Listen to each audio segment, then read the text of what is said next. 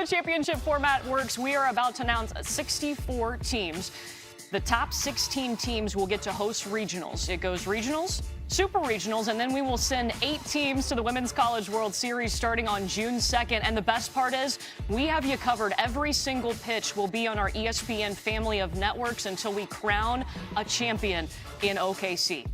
So why wait any longer? Let's announce the #1 team in this year's bracket.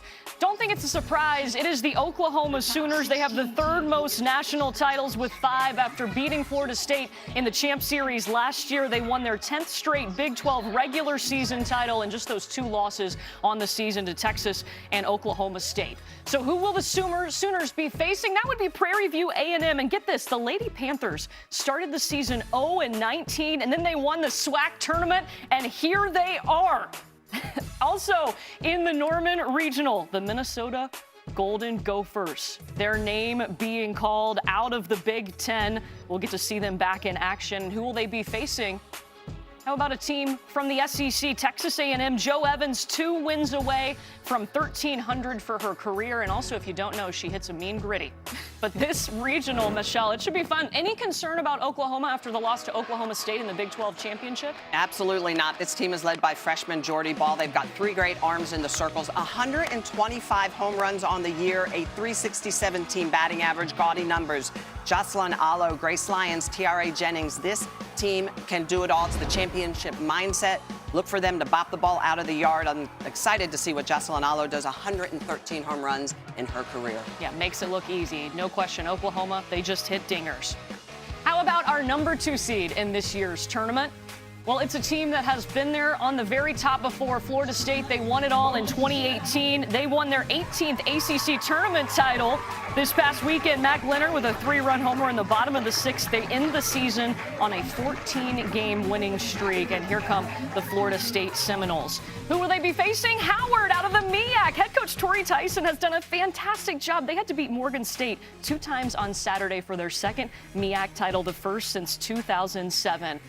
Now, this could be really interesting, too, the pitching that we're going to have in this regional. Our next team, what would be the USF Bulls, and Georgina Korick, the 4-time American Pitcher of the Year. They are ready to go. She's got 407 Ks, first in the nation. She's also first in the nation in wins. So we will see them make their 17th appearance in this tournament.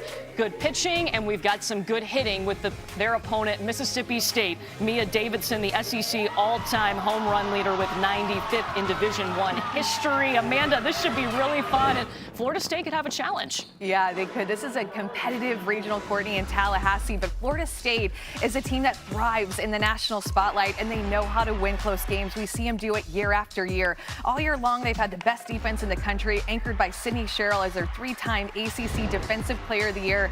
Michaela Enfield, a freshman for them, 16 home runs, and Kaylee Harding has been so clutch. They have a deep pitching staff. I just got to give them a little bit of love, too, led by Kat Sandercock and Danielle Watson. Of course, got to give the pitchers the love. We got 2 pitchers sitting up here. And how about it, guys? ACC. We keep on rolling with the ACC. The Virginia Tech Hokies, the ACC regular season title, the 2nd in the last 4 seasons. First time hosting a regional, believe it or not. They've been seeded before, but have never hosted, so the Hokies will get that chance this year with Keely Rochard and, of course, Emma Limley working hard in the circle.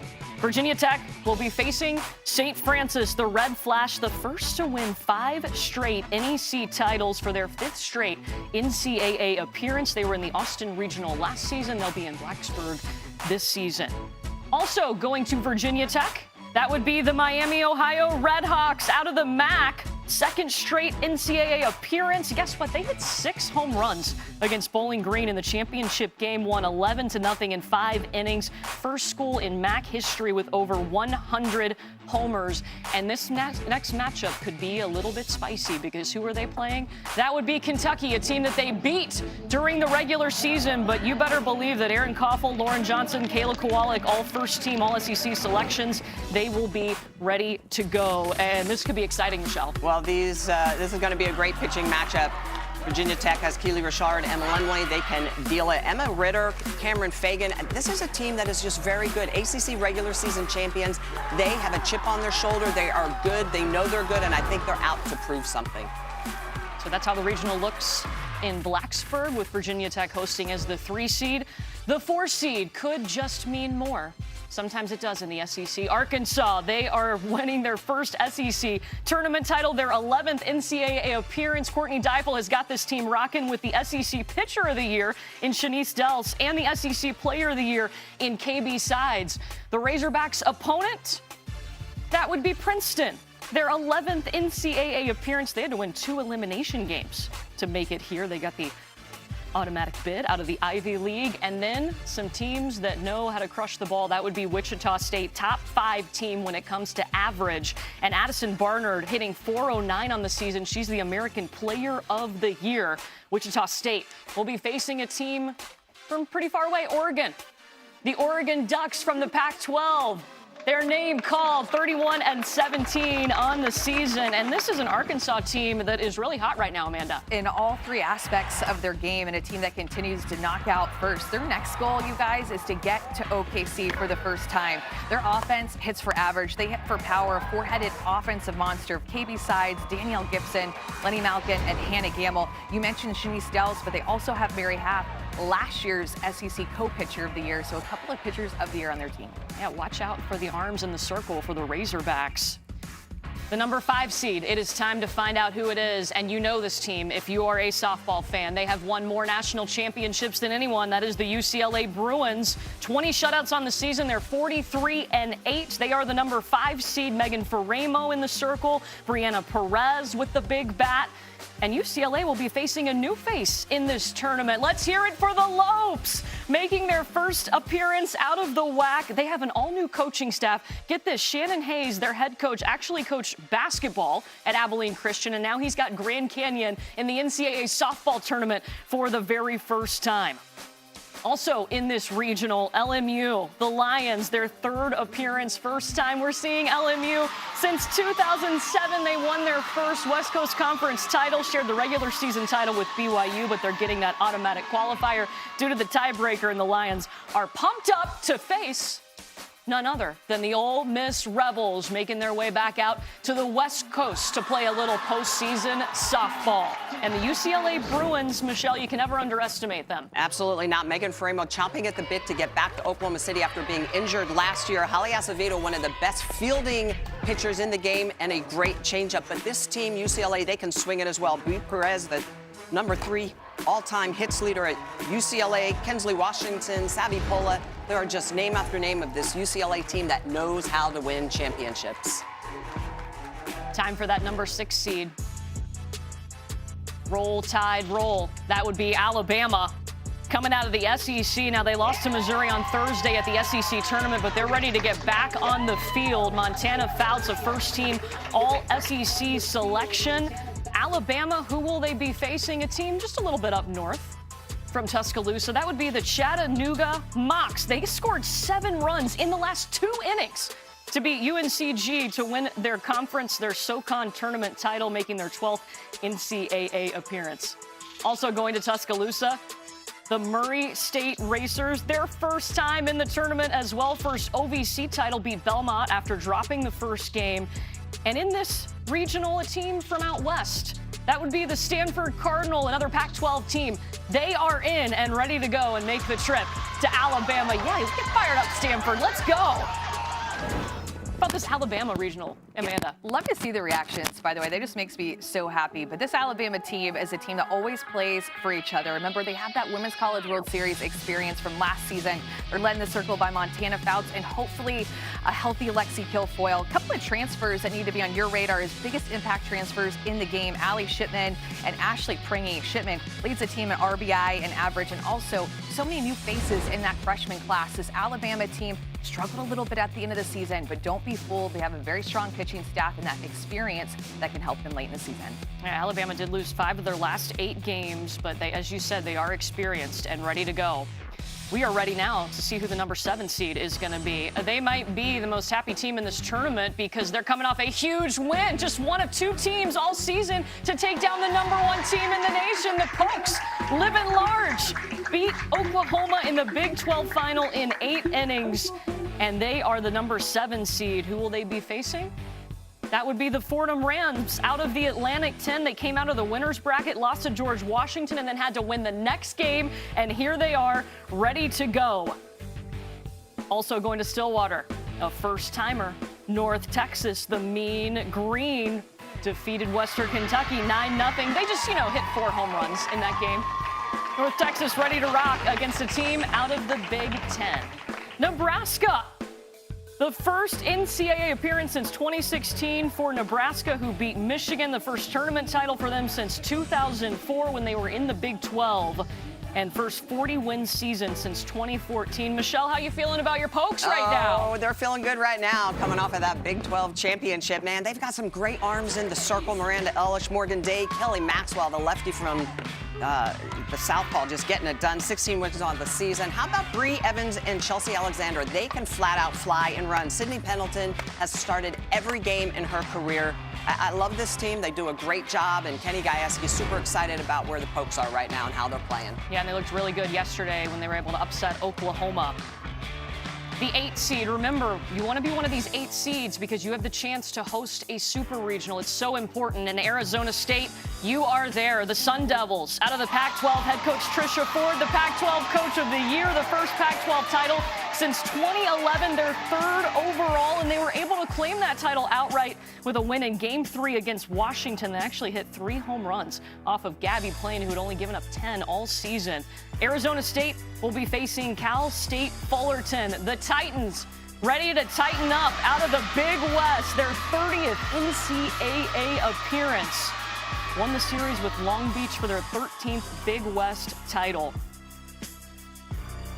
Next up, San Diego State Aztecs, first regular season title since 2014, 12th NCAA appearance, the first since 2015, and this is so exciting. First-year head coach Stacey Nuveman-Deniz, a 2-time Olympic gold medalist, played at UCLA and now leading the Aztecs into this tournament. Who will they be facing? That would be the LSU Tigers. And Beth Torina will have her squad going. Allie Kilponen in the circle, a first-team All-SEC selection. Danica Coffey leading them, hitting .385 on the season. And Arizona State out of the Pac-12, Amanda. Lots of offense, a very solid team, a team that plays with a lot of swag and confidence. Remember, they had an early exit last year at home in regionals, so you know that's going to bring motivation into this postseason. One of the most explosive offenses in the country. They've hit 94 home runs, led by a freshman, Sydney Sanders. You need to know her name. She is so good. 20 home runs, 61 RBIs, but she's not the only one. They have 5 players with double-digit home runs on their team. Half the field, you already know. The other half, here we go. The number 9 seed in our tournament. Northwestern Wildcats, the 8-time Big Ten regular season champs. The first since 2008, the first outright since 2006. They have scored the most runs in the Big Ten this season at 152. Who will they be facing? The Oakland Golden Grizzlies. They had to come back and beat Robert Morris, scored 3 runs in the bottom of the 6th inning to make it the first Horizon Tournament title since 2015. And they were playing for head coach Lauren Karn, who was not with the team. She is expecting a child, so it was so exciting for her to see her team battle through that and get the bid, and they are in the tournament. Also in the field, coming up next, the McNeese Cowgirls out of the Southland, their 8th appearance, 2nd in a row. Last year we saw them in the Baton Rouge Regional. They beat Southeastern 10-4 for their 8th conference tournament title. Won their 7th regular season title as well, and they'll be facing Notre Dame, a team out of the ACC, the Fighting Irish, back in it, and they will travel to Northwestern. Amanda, how about the Wildcats? Yeah, they are a gritty team, you guys, led by 8 seniors, a bunch of veterans on that team. Kate Drohan says that they all have an incredible belief in themselves, and we see that with their comeback wins and late inning wins. Offensively, they have Rachel Lewis, who is the Northwestern career home run leader with 62, as well as Maeve Nelson and Jordan Rudd. And in the circle, they have one of the best left-handed pitchers in the country, Danielle Williams. 26 wins for her and a 1.53 ERA this season. Moving on to the number 10 seed. Who would that be? That would would be the Clemson Tigers out of the ACC. How about the ACC rocking and rolling? First time hosting a regional, second ACC final in their second year. Ended up losing to Florida State, but they did beat Virginia Tech in the semifinals. Of course, Valerie Cagle, outstanding in the circle. She has helped this Clemson Tiger program as they have continued to develop. And their opponent, UNC Wilmington, the Seahawks out of the Colonial, the first NCAA appearance for them. That's always special. Under 10th-year head coach Christy Norton, their first conference title, actually scored 8 runs in the 5th inning to win it against Elon. Up next, Louisiana, a dangerous team. They're top 5 in the nation in average. Get it, Raging Cajuns, out of the Sun Belt. Their 23rd straight NCAA appearance, 31st overall, winning their 3rd straight Sun Belt title. And the last team in this regional, that would be the Auburn Tigers. Bree Ellis, SEC Freshman of the Year. She's also a top 10 finalist for the National Freshman of the Year. Maddie Penta, a sophomore pitcher in the circle, all SEC first team. And Michelle, Clemson, wow, this program has burst onto the scene. Absolutely. The Tigers have been outstanding. Great environment as well. I can't wait to see how things go down. Valerie Cagle, two-way player, pitcher, hitter, has just been outstanding. Millie Thompson in the circle as well. They have a team batting average of .274, 64 home runs on the year. Mackenzie Clark leads them with 11 home runs, a .327 batting average. This is a Clemson team, after being unseeded last year, finally seeded this year. I think they've got that little bit of edge. They're going to be looking strong, playing at home in a great stadium and a really good environment. How about the ACC team showing up in this bracket so far, getting to host too? Okay, time for the number 11 seed. Rocky Top, you'll always be home sweet home to me. The Lady Vols, they played a marathon of a game, won 13-inning game against Mississippi State in the SEC tournament. And remember, this is a team that really pushed Oklahoma, the number 1 team in the nation, back in February. They pushed them through 10 innings. Ashley Rogers is back in the circle and working hard for Karen Weekly and this Tennessee team. Who will they be facing? The Camels of the Big South, their 5th NCAA appearance, back-to-back titles. Defeated Longwood 8-4. They were in the Stillwater Regional last season, and here they are headed to Knoxville. Also going to Rocky Top, that would be the Oregon State Beavers out of the Pac-12. Another Pac-12 team represented, 33-19 on the season for Oregon State. Their opponent, the Buckeyes. Ohio State, its 5th NCAA appearance in the last 6 seasons. Lexi Hanley, the Auburn transfer, she has set an Ohio State single-season record with 259 Ks. She's been fantastic, and they have all got to go to Tennessee. Well, Tennessee has played the strongest strength of schedule in the country, and because of that, they've learned from their failures, and they have grown in all aspects of the game as the season has gone on. You mentioned Ashley Rogers. Good to see her back healthy in the circle, but I love how Erin Edmondson has stepped up, the lefty for them throughout this season. Kiki Malloy, their leadoff hitter, is one of the best athletes, pure athletes in the country, and I love that Zeta Pooney has come on strong. They, too, have 5 players with double-digit home runs. Slow offense for them in the SEC tournament, but don't doubt that offense. They can really hit the ball. Guys, this seems to be a common theme. Our number 12 seed, it's a team out of the ACC. It would be the Duke Blue Devils. How about ACC? It's a softball conference. Let's freaking go. Come on. Second NCAA appearance. Now, remember, they were the 13 seed last year, but had to go to play at Georgia, not able to host. They will be able to host their 6th in Division I in home runs per game. Marissa Young has got this team rocking, and who will they be facing? The Retrievers, UMBC out of the American East. They three-peat as American East champs, did not allow a run in the entire tournament. Now that is some domination right there for UMBC. Also heading to Duke, the Liberty Flames out of the ASUN. Their 5th NCAA appearance. 2nd straight ASUN conference title, beat North Florida 9-0 in 5 innings. And they made some noise in the Knoxville Regional last year. Remember, they beat Eastern Kentucky and Tennessee, ended up losing twice to JMU, a team that would go on to the Women's College World Series.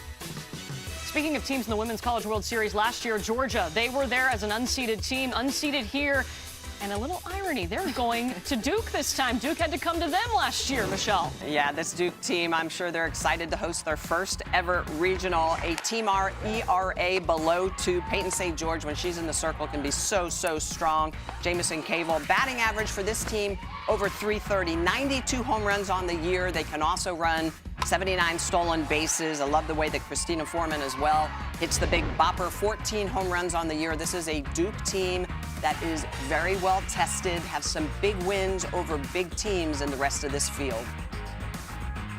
Moving on to our number 13 seed.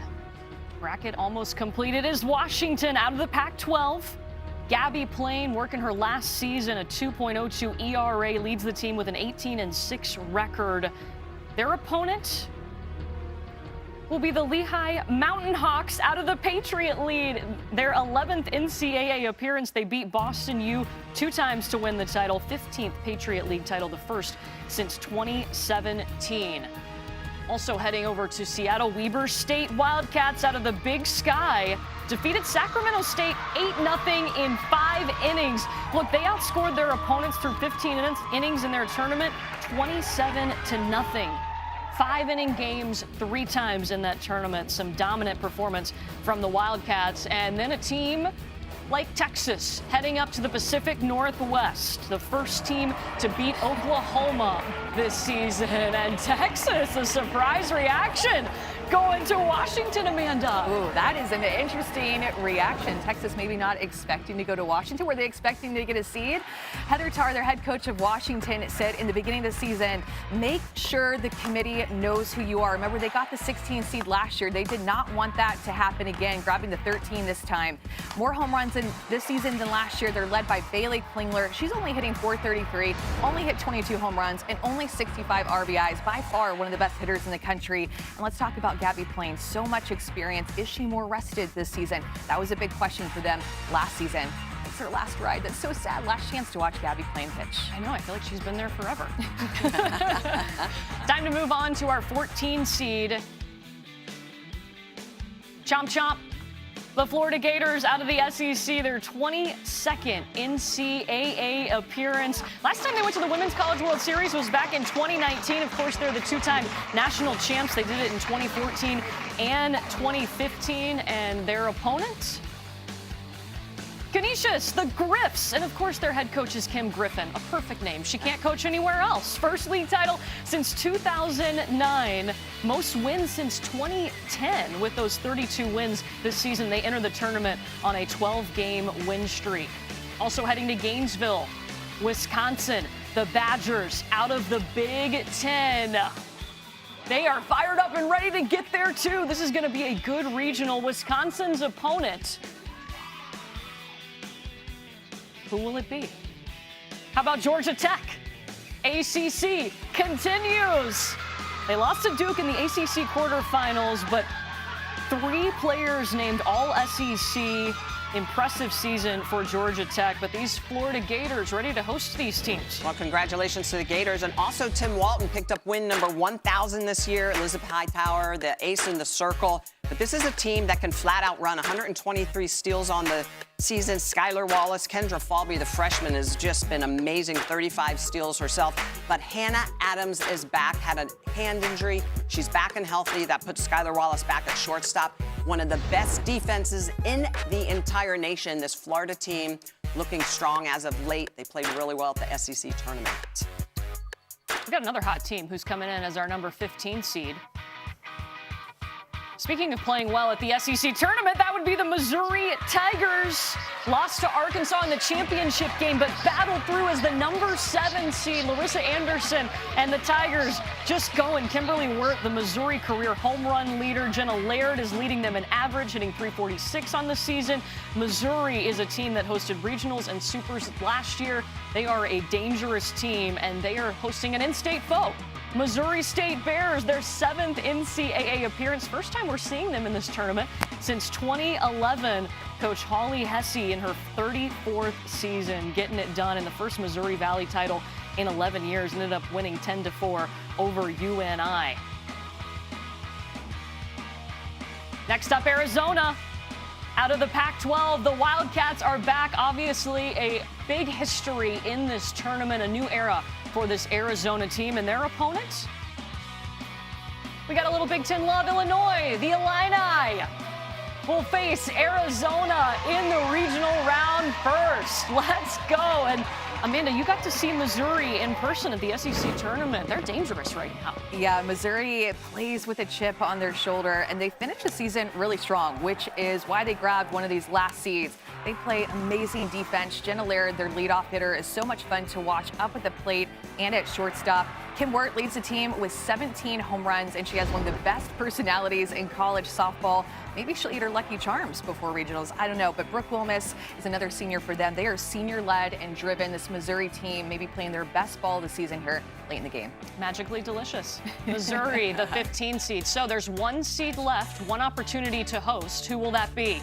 UCF. Let's go. You are hosting the first mid-major to host since JMU did in 2016. This was their goal from day one of the season. One of the best reactions we've had tonight. Who will UCF be facing as they get to play at home? How about Villanova out of the Big East? They were a 3 seed in the tournament, the 3rd Big East champ to not allow a run in the tournament. This is the 33rd tournament overall and 2nd straight Big East title for Villanova. Also in the UCF regional, South Dakota State, the Summit lead automatic qualifier. They got it done. They are in. We will see them playing at UCF, and they will be playing an opponent in the Michigan Wolverines. You know they're ready to get back out there. Lost in the Big Ten final in extras to Nebraska. This Michigan team wants another chance. But, Michelle, UCF getting to host. Well, head coach Cindy Baum-Malone said that she was setting up her schedule. She came to the Clearwater ESPN tournament because she knew she needed to play some tough opponents early on. And she set this team up to do this, to host a regional. They are a gritty team. They are scrappy. They love to run. I love to watch them. Jada Cody, a fabulous sophomore, a 350-plus batting average, 35 home runs for this team. Gianna Macha is the ace in the circle, and she can flat out deal. This is a very strong UCF team. I love the fact that we have another mid-major. It's been a couple years since JMU hosted, so congratulations to UCF.